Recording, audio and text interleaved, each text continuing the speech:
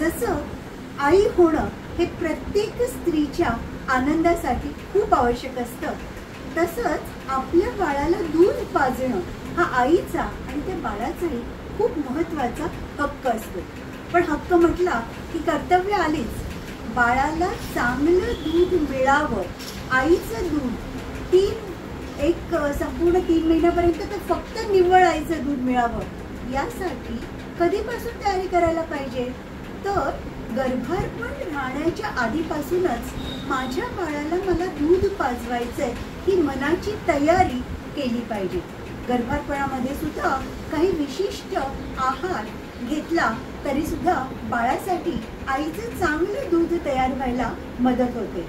त्यामध्ये शतावरी आहे, विदारी कंद आहे, ज्येष्ठी मध आहे, ममालाईट या ग्रॅन्युल्समध्ये हे सगळंच आहे। आणि म्हणूनच गर्भारपणात माझ्या पेशंटला मी हे ममालाईट ग्रॅन्युल्स देते, ज्याच्यामुळे बाळाच्या दुधाची तयारी गर्भारपणातच होते। काय काय मिळतं बाळाला दूध चांगलं मिळाल्यामुळे? बाळाच्या मेंदूची वाढ ही गर्भारपणापासून बाळ जन्माला आल्यानंतर 3 वर्षापर्यंत होत असते। बाळाच्या मेंदूची वाढ चांगली होणं, त्याची दृष्टी चांगली राहणं, त्याची ताकद चांगली होणं, त्याला उत्तम प्रतिकार क्षमता मिळणं, या सगळ्या गोष्टी बाळाला आईचं दूध मिळाल्यामुळे होत असतात। एक महत्त्वाची गोष्ट तुम्हाला माहिती आहे, जेव्हा प्रीमॅच्युअर बाळ जन्माला येतं तेव्हा सुद्धा या प्रीमॅच्युअर बाळाला सुद्धा आईच्या दुधाची सर्वात जास्ती गरज असते। आणि मग ते कसं देता येईल किंवा बाळाला आईचं दूध मिळावं यासाठी गर्भारपणात सुद्धा आईला काही एक्सरसाइज करावे लागतात, निपल्स बाहेर काढण्यासाठी एक तयारी करावी लागते।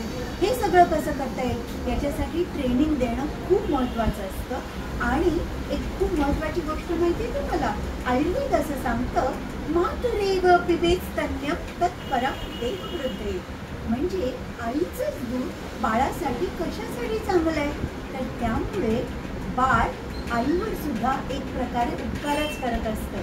कारण बाळाने आईचं दूध जर व्यवस्थित घेतलं तर आईचं वजन वाढत नाही, फाजी चरबी चढत नाही। एवढंच नव्हे तर वयाच्या 40 नंतर, म्हणजे ज्या आयांनी बाळाला दूध पाजलं आहे त्यांना वयाच्या 40 नंतर सुद्धा अनेक त्रास नियंत्रणात राहतात। बघा किती दूरगामी परिणाम होतो। आणि दुसरी महत्त्वाची गोष्ट, ज्या बाळाला आईचं दूध मिळतं त्या बाळामध्ये आणि आईमध्ये एक अतिशय सुंदर असा प्रेमळ भावबंध तयार होतो आणि ते जे बॉन्डिंग आहे ते आयुष्यभर राहतं।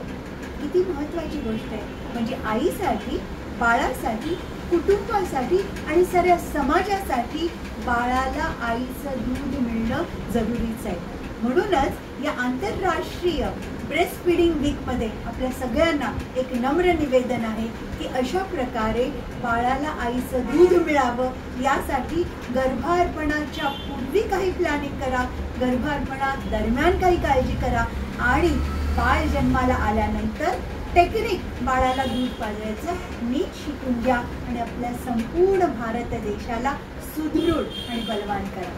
धन्यवाद।